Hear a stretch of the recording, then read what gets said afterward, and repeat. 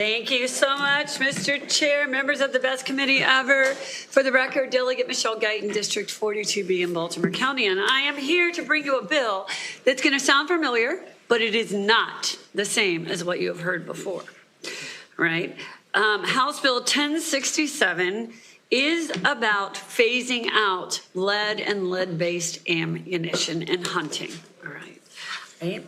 So I thank you for your consideration of this bill. It's going to phase it out over quite a long period of time as written. We're going to phase out in 2029.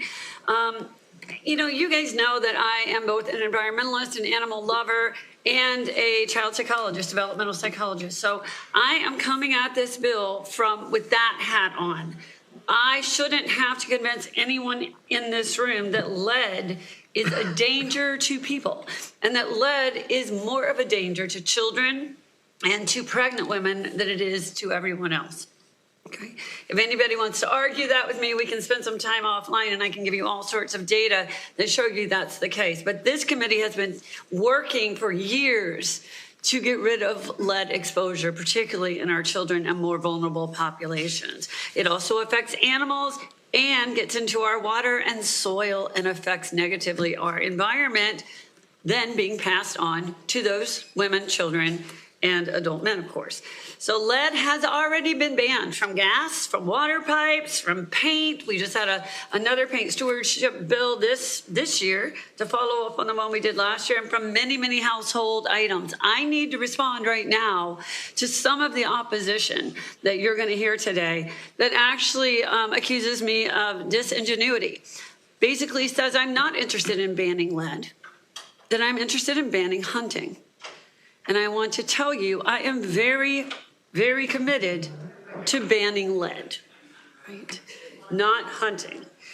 Over 90% of deer right now are killed by lead bullets. Many of the deer, as we know, because, well, not this committee, but when I was on Ways and Means, we passed credits, tax credits, that if you donate those deer to food banks, you get, Delegate Ziegler knows all about this, you get credits, you get so paid back a little bit. Those deer have lead in them. Okay? And people, usually people in poverty, are eating them. Right? Children exposed to lead either through food or other ways, right, are at increased risk of all sorts of learning disabilities, developmental delays, seizures. For adults, we don't talk about what it does to adults very often, but lead exposure is bad for us as well. It also leads to things like high blood pressure, mood disorders, heart disease, miscarriages, and that's where the pregnant women come in, and memory failure, which none of us can handle right now in the middle of this session. I certainly can't. So lead ammunition is also a threat to our wildlife. New York Times reported that between 10 million and 20 million animals, including eagles, hawks, bears, vultures, ravens, and coyotes, die each year, not from hunting. They're not being shot by the lead ammunition, but they're feeding off of carcasses of deer that have been shot with this ammunition. Right? Again, they're dying, which also could translate to human consumption being dangerous, certainly. In 1991, President Bush, a Republican, and the U.S. Fish and Wildlife Service banned lead shot for waterfowl hunting. Right? That was a long time ago. So manufacturers and hunters adapted fairly easily. I would say all the same groups that testified against those kind of bills back then, who have adapted fairly easily, also probably testify against this today. So copper or brass bullets are available in almost every caliber handgun and rifle. However, one difference between this bill and everything you've heard in the past that's been so controversial, so let's just say this one is not controversial, is that this bill is amended to say that if there is no available copper or brass bullet for that handgun or that shotgun, you can use lead. Okay? Simple, simple. So I urge a favorable report for House Bill 1067. I do want to point out that in addition to some of the testimony that I've referred to already. It was very interesting testimony that we got from the Association of Fish and Wildlife Agencies of the Midwest, and specifically the Midwest, that they laid out a voluntary program that they had started to encourage hunters not to use lead. And the information that they presented in their whereas actually supports this bill perfectly. So I thank you for your consideration, and I do ask for a favorable report for House Bill 1067.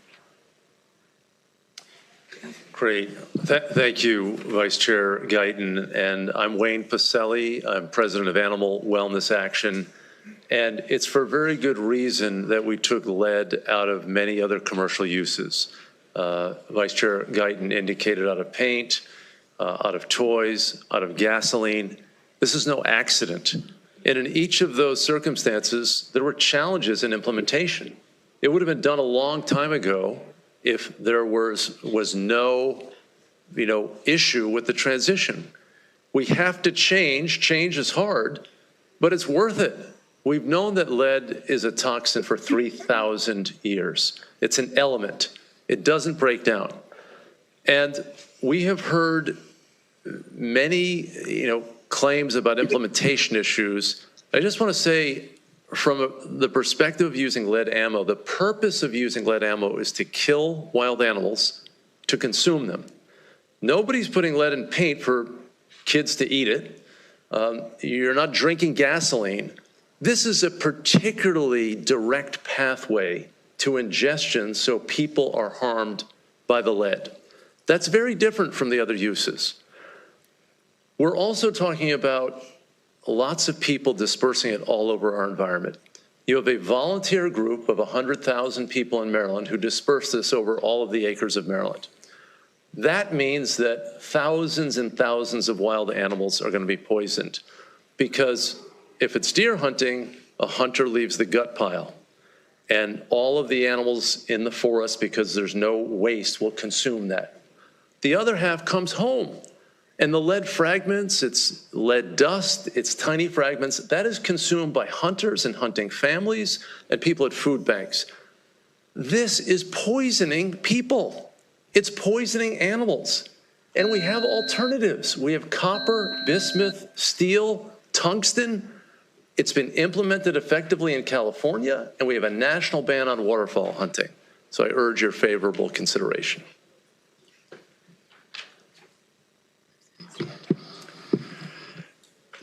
All right, good evening, Chair Corman, Vice Chair Guyton, committee members. I'm Dan Ash. Everything in my written testimony and in my remarks today is based on a lifetime of experience as a hunter and 44 years of experience as a leader in the wildlife conservation profession, including the United States Fish and Wildlife Service. All the facts, all the data, all the experience, all we know to be true compels us to stop using lead ammunition in hunting. Lead is a neurotoxin. There's no safe level of exposure. As Ms. Guyton said, young children and women of childbearing age are particularly vulnerable. Lead ammo contaminates game meat and gut piles that are left in the field. It's a risk to human health. It kills untold numbers of scavenging animals, including bald and golden eagles. Non-lead ammo is readily available for all commonly used hunting firearms. It is affordable and it's effective. And there is zero evidence linking increases in ammunition cost to declining hunting participation. Zero. In 1991, the U.S. Fish and Wildlife Service ended all use of lead ammunition in all waterfowl hunting nationwide with no negative effect on hunting participation. California's lead ban on all hunting statewide has had no negative effect on hunting participation. Hunting participation, unfortunately, has been steadily declining across the U.S. and here in Maryland since the 1970s. That's due to a variety of social and demographic factors, which I'd be happy to discuss with you. None are related to the prices of ammunition.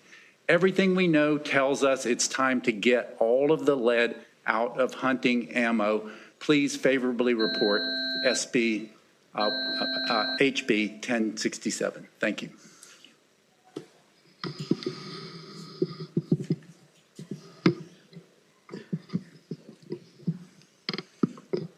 All right, well, to the chair, Madam Vice Chair, and all of the committee members, thank you for allowing me the opportunity to speak to you today on removing lead from ammunition. I'm Aisha Dickerson. I'm an associate professor in the Department of Epidemiology at the Johns Hopkins Bloomberg School of Public Health. I'm also the director of the Environmental Epidemiology track at the school. And I've spent all of my career studying the impacts of hazardous exposures on the brain. And that includes heavy metals, which, of course, encompasses lead.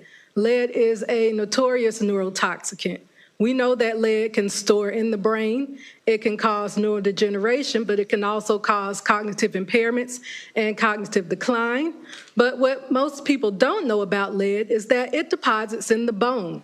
So in areas where the bone would typically take in calcium, lead can replace those calcium deposits, which could lead to lower bone density. But also, as we age, bone density can metabolize and you can re-expose yourself to lead.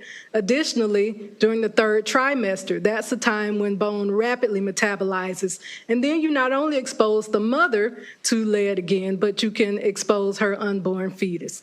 So we've removed lead from gasoline and from paint, knowing that lead is detrimental to public health. I think it's time that we also remove it from ammunition. So I am originally from Alabama. I was born and raised in a hunting family, and I am keenly aware of the amount of game meat that hunters eat. I also know that it's feasible to phase lead out of ammunition because my family has done it, and it has worked well. So I encourage the committee to provide a favorable report for this bill. Thank you.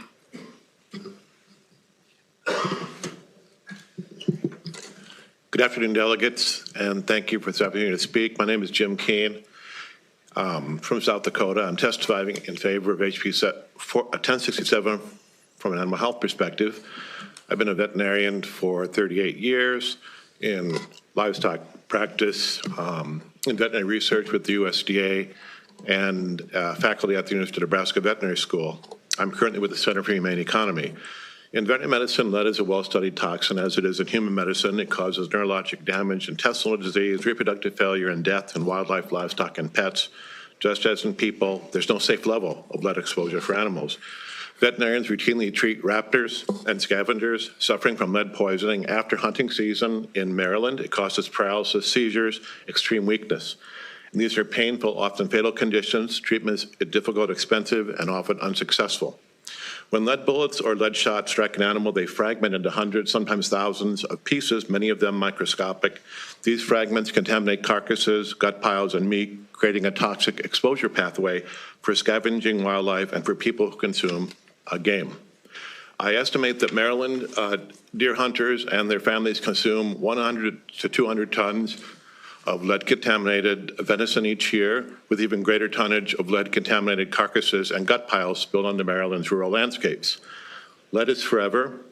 It's an element, so it never degrades, it just accumulates. I estimate that 3.3 million Maryland deer have been hunter-harvested since the first hunting season in 1927, mostly with lead ammo, and that 1927 lead is still there, just like the 2005 lead ammunition. Lead ammunition performs well, but so do modern non-lead alternatives that do not introduce a potent neurotoxin in the food web. Continuing to allow ammunition for hunting when effective non-lead alternatives exist makes no sense. Thank you. Vice Chair, do you need Delegate Jen as well?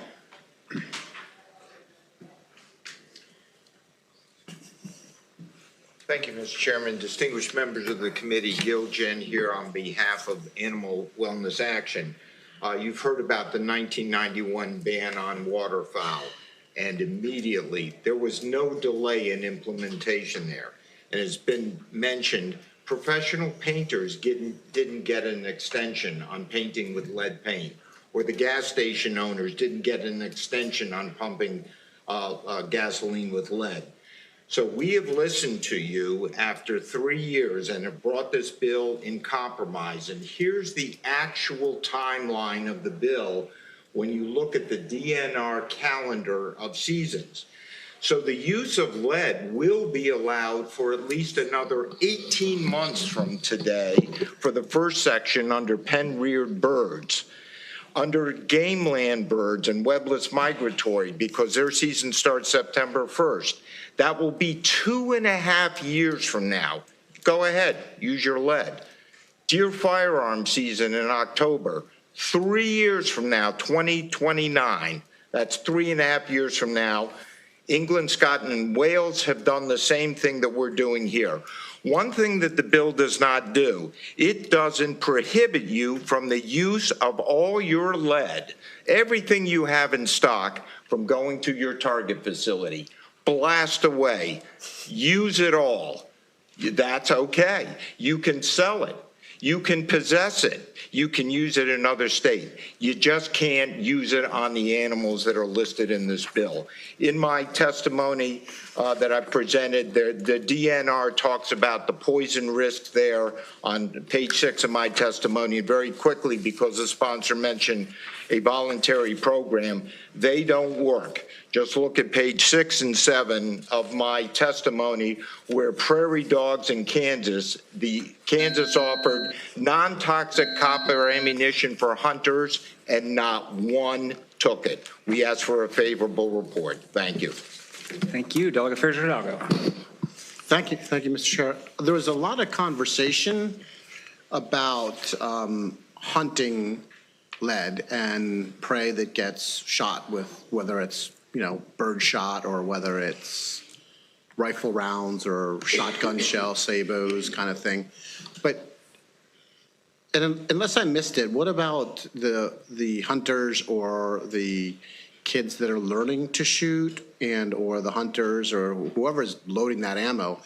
Is not them touching that ammo, and as they load that ammo into the magazine or as they load that ammo into a revolver of some kind, their fingers, particularly their thumbs and index fingers, are touching the lead, the bullet on the end of the shell. Is that a concern?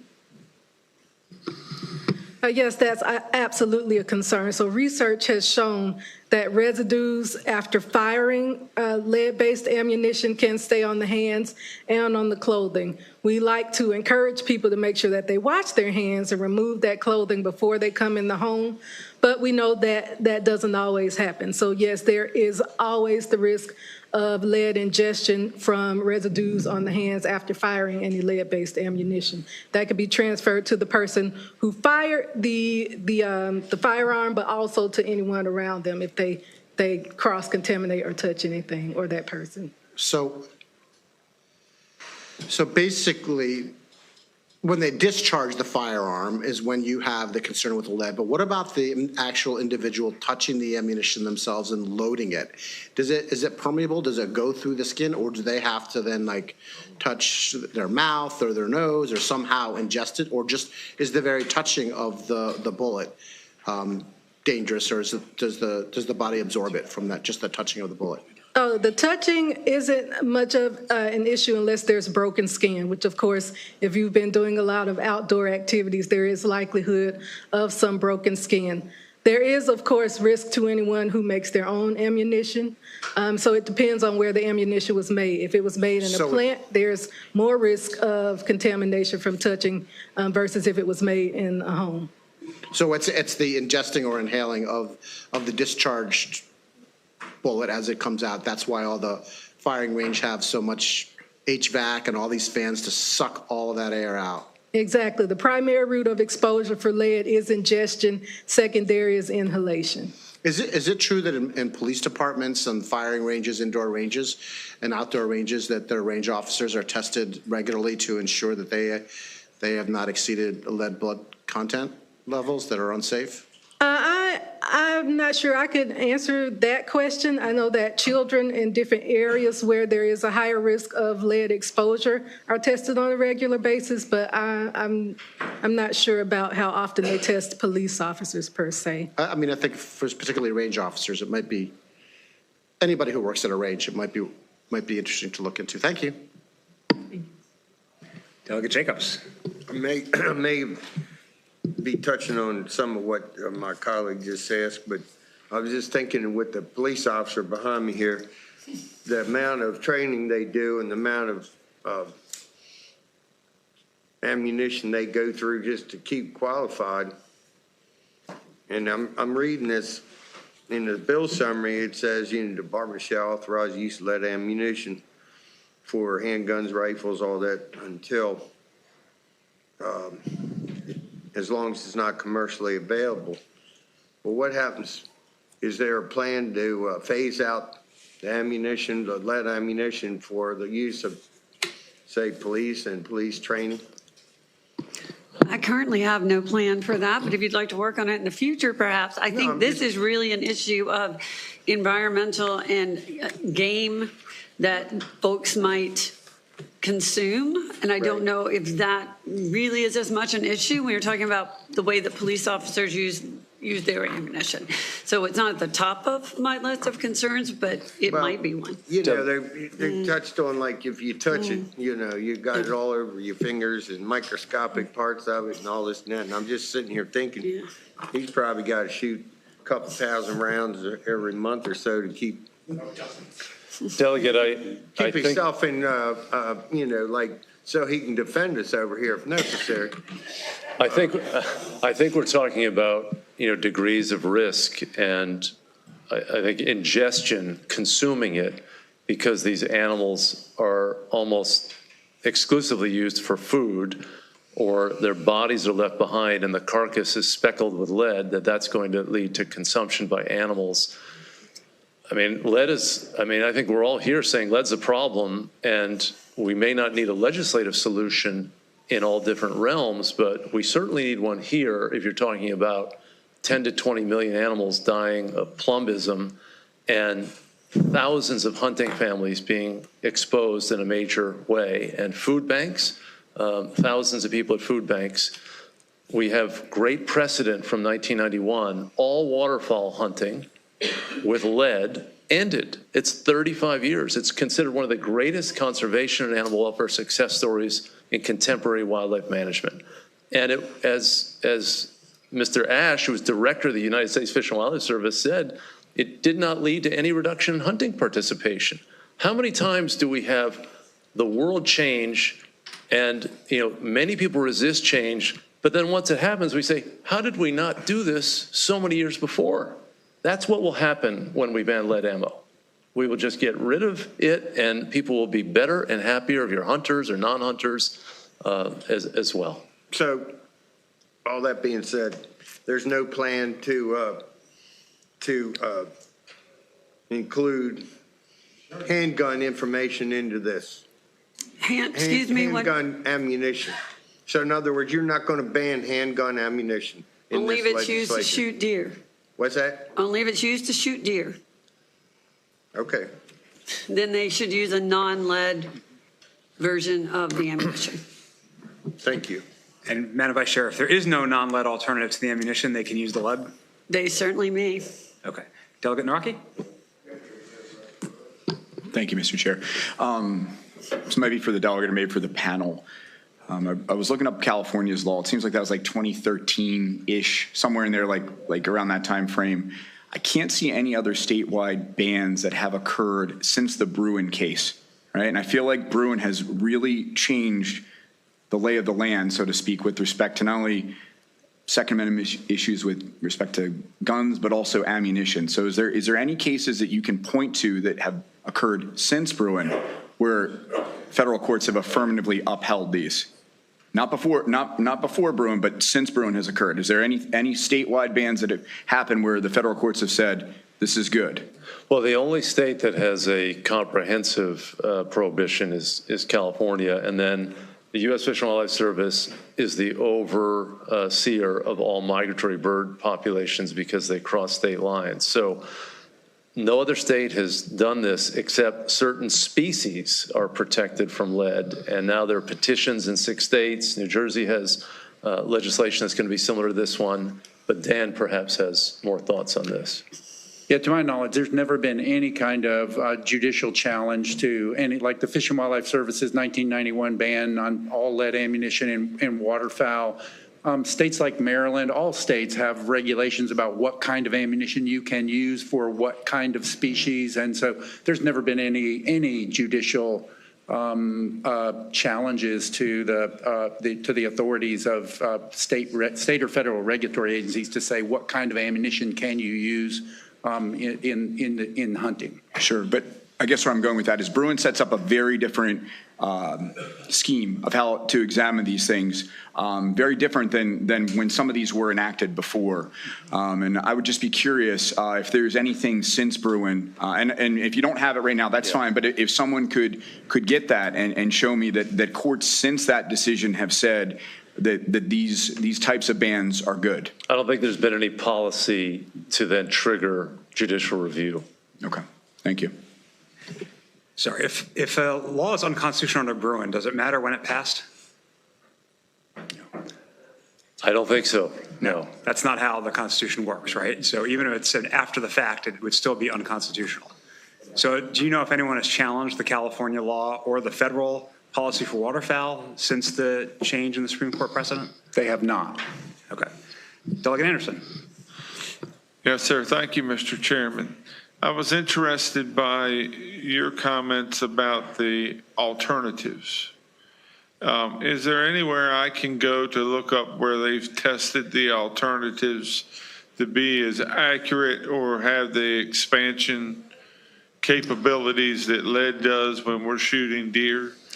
Oh, sure. I can provide you with any number of references to the performance of non-lead ammunition. In fact, Barnes Bullet received the NRA's Bullet of the Year award several years ago for the performance of the bullet.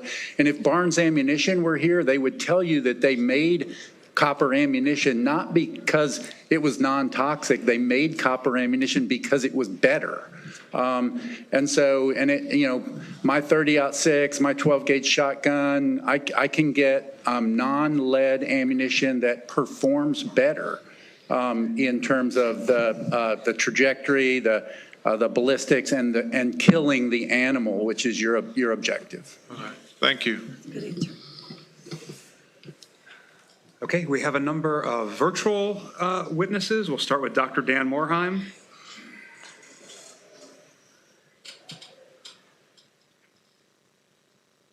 Okay. It's good to be with you again, Chair Corman, Vice Chair Guyton, and the committee. I used to be on this committee during my 24 years in the Maryland General Assembly a long time ago.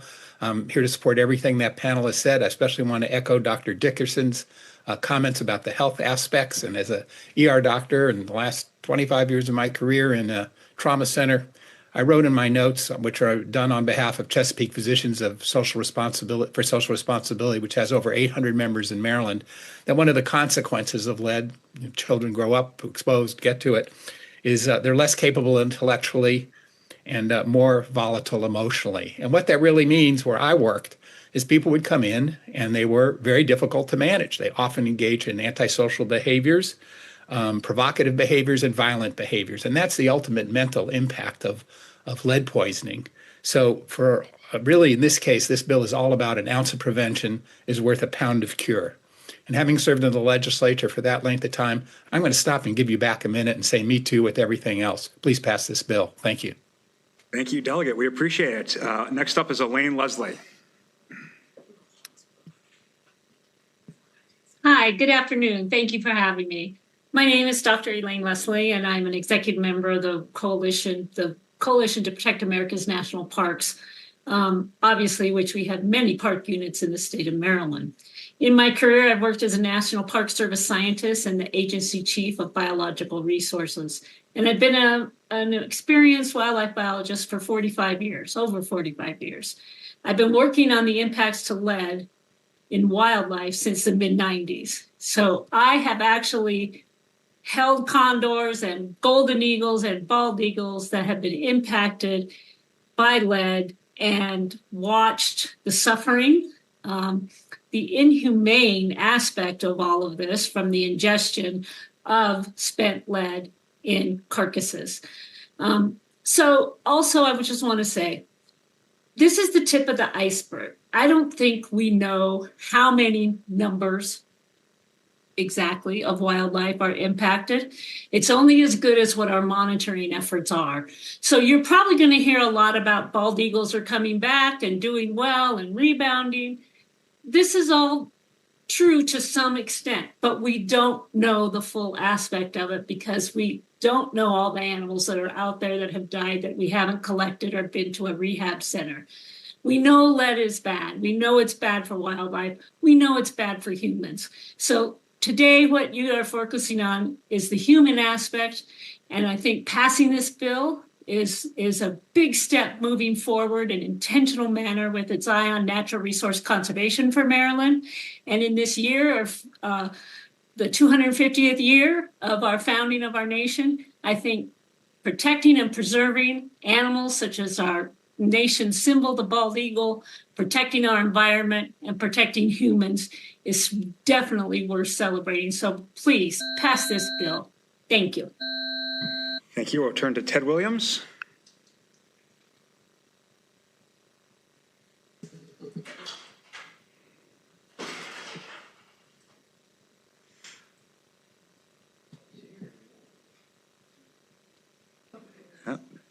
No, that's not Ted Williams.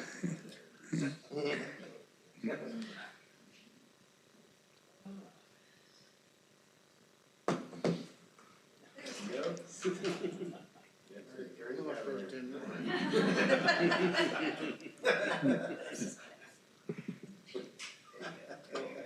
you go. There you go. Perfect. Good job, Dan.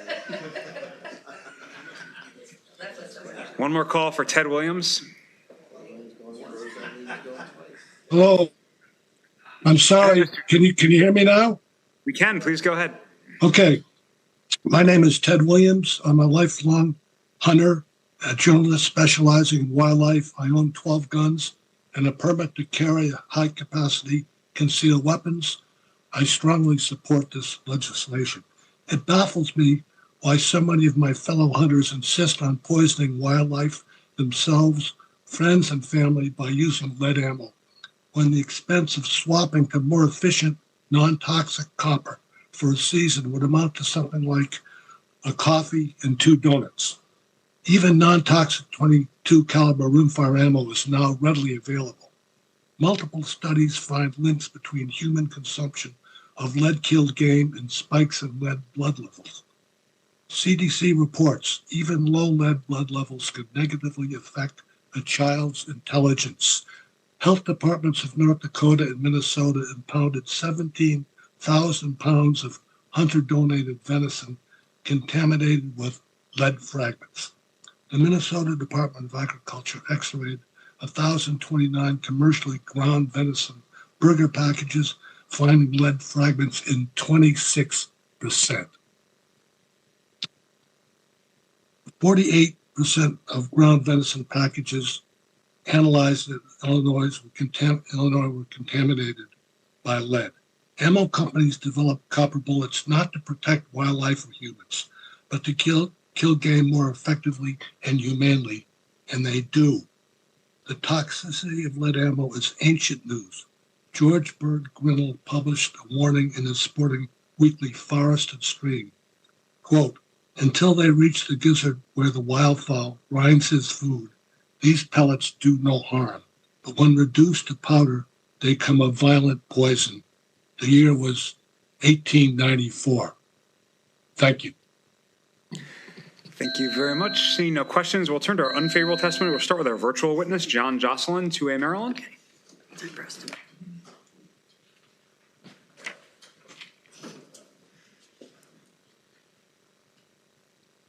Good afternoon, Mr. Chairman, members of the committee. John Jocelyn speaking on behalf of 2A Maryland.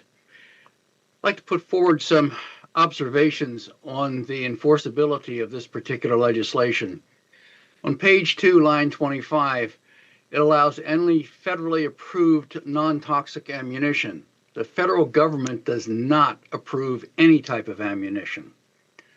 On page 3, lines 20 to 23, it makes reference to non-lead ammunition that is not commercially available for the specific firearm Now, this is the operative term, specific firearm. It doesn't consider the caliber, make, model, year of manufacture, the rate of rifling twist in a rifle, or the type of choke in the shotgun.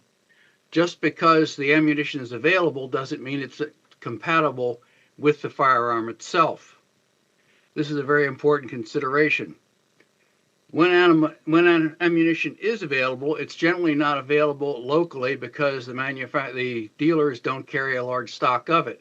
That doesn't mean it's not available through mail order, but when that happens, it means that we're damaging Maryland's economy. The revenue does not go to the dealer. The Pittman Robinson funds go to wherever the ammunition was purchased from. I think it'll be an enforcement nightmare for the DNR. They don't have the facilities to test these firearms, and it's an enforcement conundrum for the DNR police because when they encounter a hunter, they won't be able to establish whether the hunter is in compliance or not, when the hunter may be using lead ammunition because he's tested the copper and it doesn't work in the hunter's specific firearm. I believe that these need to be addressed before we go forward. I would rather see this be a positive, encouraging piece of legislation instead of regressive saying you cannot, instead of saying we would hope that you will. I have more faith in the hunters of Maryland, and I ask for an unfavorable report on this bill as written. Thank you very much. We will turn to our in-person unfavorable testimony. Nicholas Andraka, Kaylee Lager, Mark Panak, Sean Beck, and BB Frederick. Thank you all for hanging with us all day.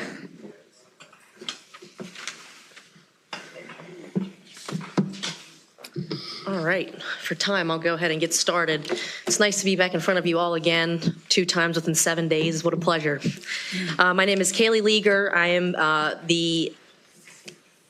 I'm the manager of the Mid-Atlantic States with the Congressional Sportsmen's Foundation. Again, I appreciate y'all's time this evening, and it's great to see you again.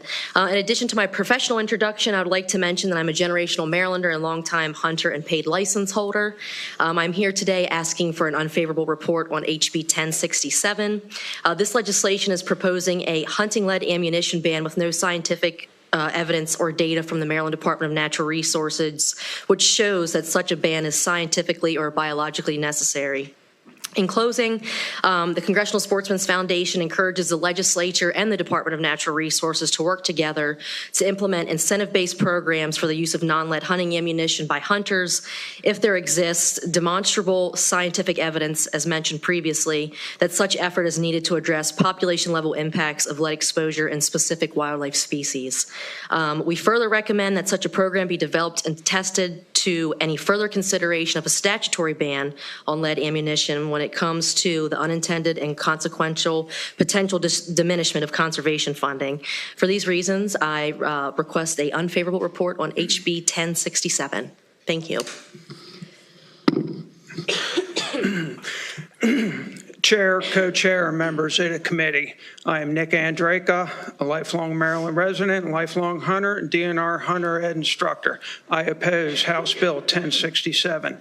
While copper ammunition has been perfected for the last 25 years for use in high-powered rifles, the inclusion of straight-wall cartridge rifles in deer hunting is a recent trend in many eastern states. Maryland uses straight-wall cartridge rifles in 12 counties now. Straight-wall cartridge rifles shoot a larger, slower bullet. Copper is harder than lead and relies on speed to engage the rifling and expand for a humane kill.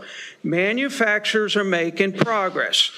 And while copper ammunition is available for some straight-wall cartridge rifles, it does not work properly in all of them. And copper does not work in 22 rifles, and there is no no lead-free 22 long rifle available, period. The bill's inclusion of allowing the DNR to issue the use of lead ammo when non-lead ammo is not commercially available does not help many hunters with straight-wall cartridge rifles or small game hunters. And comparing steel birdshot to rifle bullets has no correlation. They are two separate and unrelated subjects. Having politicians, bureaucrats, and activists craft rules and regulations for hunting is the wrong approach. Groups like the North American Lead-Free Partnership that is made up of wildlife biologists, hunter educators, agency leaders, conservationists, and industry partners, people that actually understand the science and physics. That is the right path to push forward the goal of reducing lead in hunting. They are achieving up to 80% compliance in the states they are working. And they help hunters work hand in hand with copper bullet manufacturers to perfect the product. That is the logical path forward. For these reasons, I oppose House Bill 1067. Thank you, Mr. Chairman. Mark Pennock. I'm the president of Maryland Show Issue. I'm a Maryland attorney. I'm a lifelong hunter and a firearms instructor. I wanted to highlight the cost of all copper ammunition. It's about double.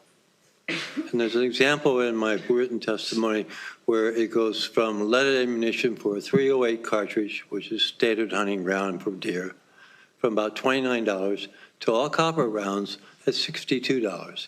That's over $3 a round. That makes an economic difference because it's not just the ammunition you hunt with, it is the ammunition you practice with, it is the ammunition you sight in your rifle with. It simply isn't the bullet you fire at the deer. But more importantly, I also want to bring to the committee's attention for its full consideration how this bill will be enforced as a matter of law.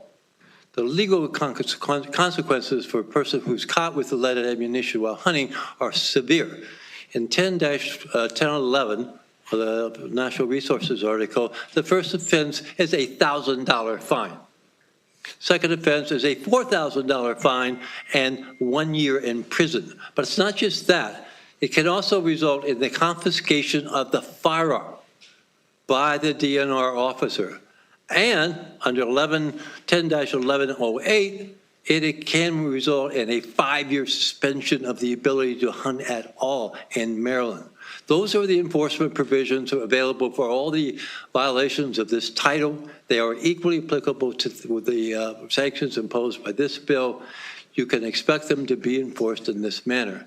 I would urge the committee not to contemplate a bill that would envisage these kind of sanctions on people who may be hunting to put food on their table for their families and their ability to hunt at all. I urge an unfavorable report. Thank you.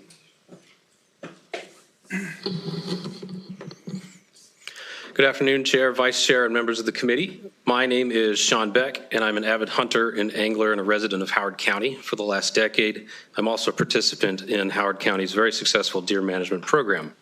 I come before you today to testify in opposition to the proposed House Bill 1067. The text of this bill makes a number of claims based either entirely on conjecture or takes claims made in legitimate scientific studies and extrapolates upon them to reach a particular end. While I'd like to address these points, I only have 2 minutes, so instead I'll focus on a practical consequence of this particular legislation. While big game hunting has become the focus of the hunting world, small game hunting is still a popular pastime for outdoorsmen. The shotgun is a popular choice for some hunters, but others, such as myself, opt instead to use a rifle when pursuing game such as the eastern cottontail or the squirrel. A variety of calibers exist for this purpose, but ask most hunters their caliber of choice for small game, and you will inevitably hear .22 long rifle. In the last decade, only 4 entirely non-lead ammunitions were offered for the .22 long rifle, 1 made by CCI, 2 made by Norma, and the last made by Winchester. Each of these 4 options have been discontinued due to issues with accuracy and reliability. They've each also been reintroduced after first being removed from the market, only to have them again removed from the market for the same issues of reliability and accuracy. The text of this bill would require me to change from my well-tested and accurate lead-based ammunition to an entirely unreliable and inaccurate non-lead ammunition when these or other options are inevitably reintroduced. This will negatively impact my personal hunting experiences, but also those of other small game hunters, which often includes youth hunters being introduced to hunting for the first time. I urge members of this committee to have an unfavorable report for this bill. Thank you for your time. Thank you. I think there was one more behind you. Can you give him a spot?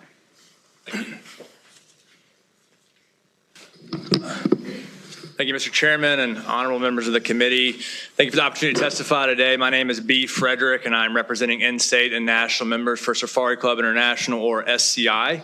SCI respectfully requests that conversations around this issue be centered on voluntary, educational, and incentive-based approaches in lieu of blanket bans that are unnecessary and will have negative impacts on hunter participation, DNR funding, and whitetail deer management. It's important to note that lead is used commercially in several forms. The form in ammunition is not the same, less easily absorbed by the body than the form in paint or in gasoline, and we cannot continue to conflate the different types of lead. Of note, here are some of the groups that do not recommend an outright ban and instead recommend voluntary incentive-based programs. The New York Department of Environmental Conservation, so Maryland DNR's counterpart, the U.S. Fish and Wildlife Service, the Association of Fish and Wildlife Agencies, of which Maryland Wildlife and Heritage Service is a member of, the Midwest Association of Fish and Wildlife Agencies, and the Arizona Game and Fish Department.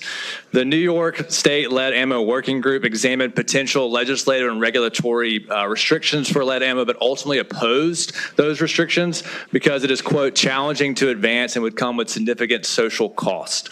That working group consisted of the New York State Department of Health, the New York State Department of Environmental Conservation, Audubon, New York, Cornell University Wildlife Health Program, the Venison Donation Coalition, and the New York State Conservation Council.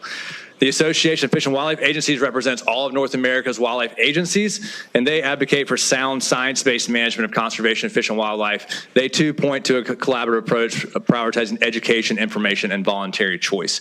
During discussions in this committee last year, one member asked, where exactly are we seeing detrimental impacts from lead on the landscape here in Maryland from lead ammo, or if it was just conjecture? And I think that's what we need to focus on, where the impacts from lead are actually occurring here in Maryland. And if there are demonstrable impacts, then focus on site-specific and species-specific restrictions that are voluntary, educational, and incentive-based. Thank you. Thank you. We have a question from Delegate Boyce. Thank you so much. Do you know the percentage of lead in a copper bullet? There is generally no lead in a all copper bullet. Most bullets rifle bullets, for example, have a gliding metal, usually copper alloy, over the lead core. So what's exposed is simply the tip of the bullet, which is the expanding part of the bullet to make sure of a humane kill when you use a wildlife. So the rifle bullet, because it's a high-speed bullet, has to have that. Otherwise, the lead would be shed in the barrel when it's fired. So the only very small part of a bullet that actually has lead at the very tip that's exposed. Okay, and that would be a 1%?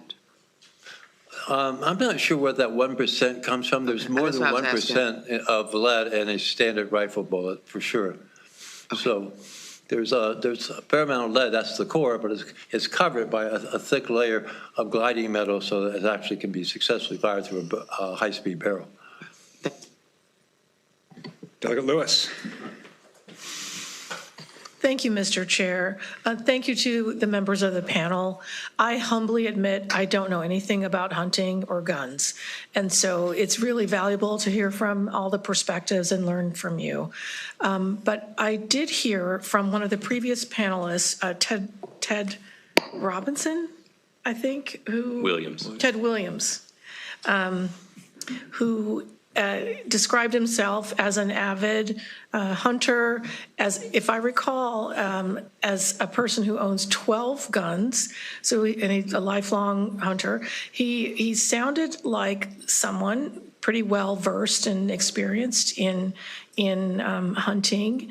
And he said that he had voluntarily given up using lead ammunition and that he encouraged other hunters and his family and friends to do the same. He described not experiencing any difficulty, and because I humbly admit I don't know as much as all of you guys do, I made note of his testimony.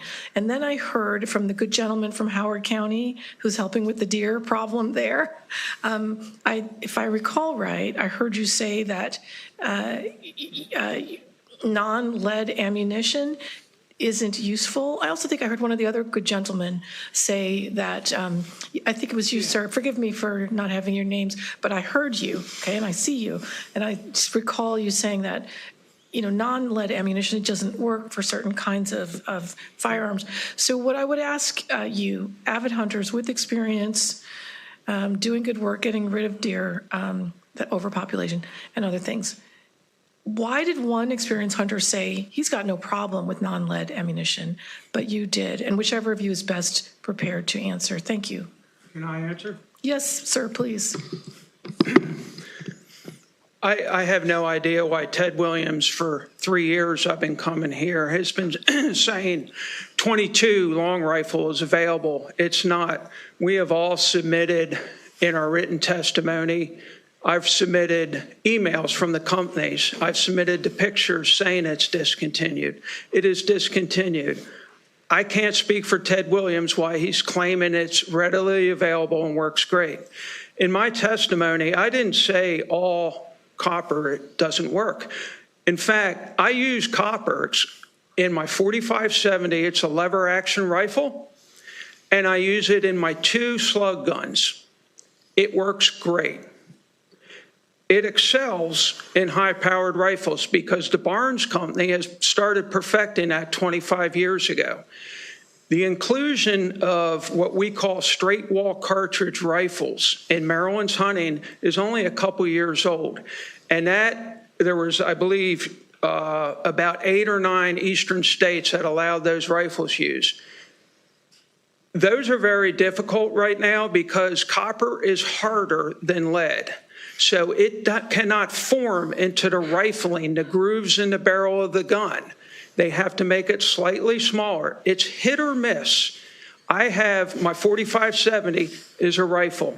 The copper bullets just happen to work in it. I have 2 other rifles, lever action guns, 44 Magnums. The bullets do not grip the rifling, and it does not work. It does not group, meaning the gun is not accurate. One of them was slightly better than the other, and we did use that. The bullet expanded fine, beautifully, in fact. And my point is, with the groups like the North American Lead-Free Partnership, they're working with these bullet manufacturers. So we have a lot of new manufacturers. We have Bear Creek Ballistics. We have Hammer Bullets. They exclusively make copper bullets. These are all new companies. So this is going to take more than 2 or 3 years to happen for all the ammunition.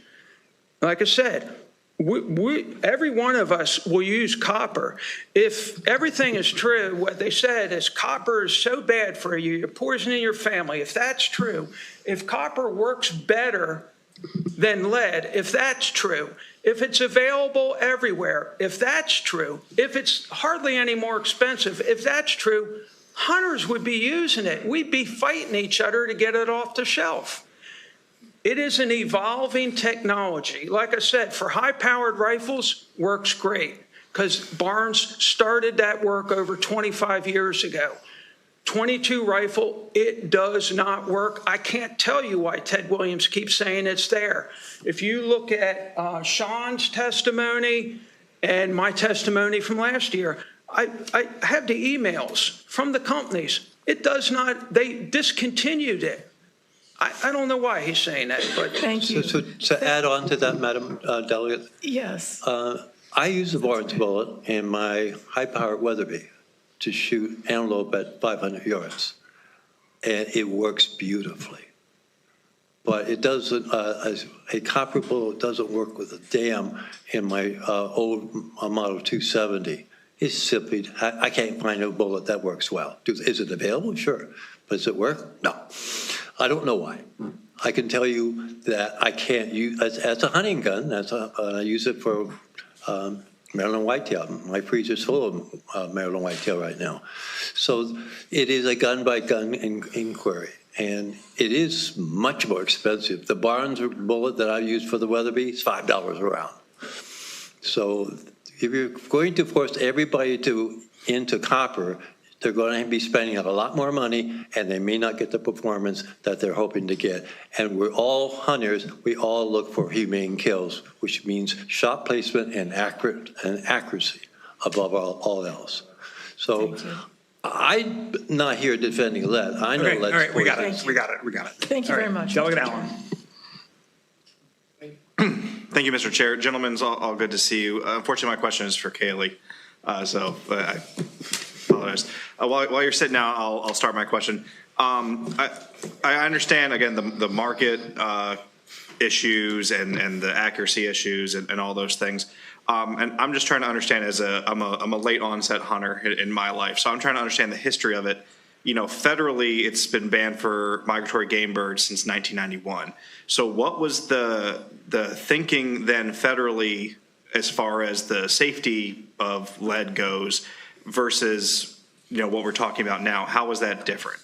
How was lead so dangerous in 1991 that we can't use it for waterfowl and migratory game birds, but to continue using it now? What's the difference is what I'm asking. Thank you for your question, Delegate.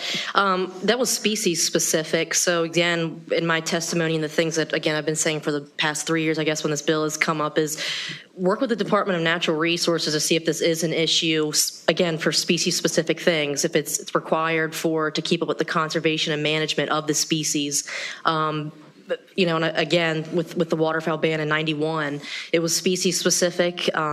And again, I'm not against working with the department. I'd love for the committee to work with the department to try to do some sort of study to find if it's actually needed here in Maryland for specific species, and if so, then we can address that. So, Delegate, the answer to your question is I'm really confident he directed it to her. So, Delegate Allen, you good? I'm good, thanks, sir. Great, thank you. Delegate Fraser-Hidalgo?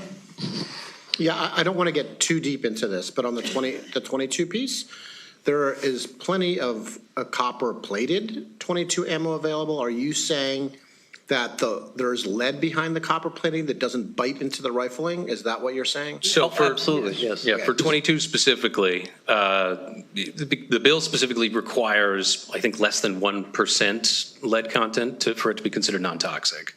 And so for 22, yeah, there are copper jacketed options, but most of the bullet is still lead. The particular round that I use when I squirrel hunt or rabbit hunt is entirely lead.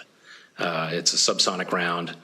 I don't want it to go into the next property over when I'm shooting at a squirrel up a tree. Not that I don't miss, but I don't want to run that risk, right? And so with the options that have been introduced for 22 in the past that were entirely copper-based, or I think the Winchester one was zinc, those, because of the difference in the metal's density, they had to make the projectiles more lightweight, which caused them to fire at a higher velocity, which at distance can cause reliability or accuracy issues. So I've personally tried it. I have, I think, 10 22 rifles or handguns. I've tried out the non-toxic options before, and I had a lot of issues with accuracy. And at least in the case of the Norma ammunition, it also wouldn't cycle my rifle. So if I'm using I hunt with a semi-automatic gun made by Ruger, and when you fire a round, ideally it will cycle and put the next round in the chamber for you for a follow-up shot, and the Norma stuff wouldn't cycle it. Right. So those So that's a specifically problem with a with 22. semi-automatic rifle? With Or that semi-automatic. particular brand of ammunition with semi-automatic, yeah. Okay, and I don't want to, get into a big back and forth, but I'm just on the Ammo Man website, and there's probably 10 different 22 long rifle ammos available, and probably 1, 2, 3, 4, 5 or 6 of them are, copper plated of some kind. So they're copper plated, but the projectile itself is still lead. So those would be banned under the current bill. Okay, thank you. Yeah. Thank you. Okay. Thank you to this panel. You all were waiting for a long time, so we appreciate it. That concludes this bill hearing. And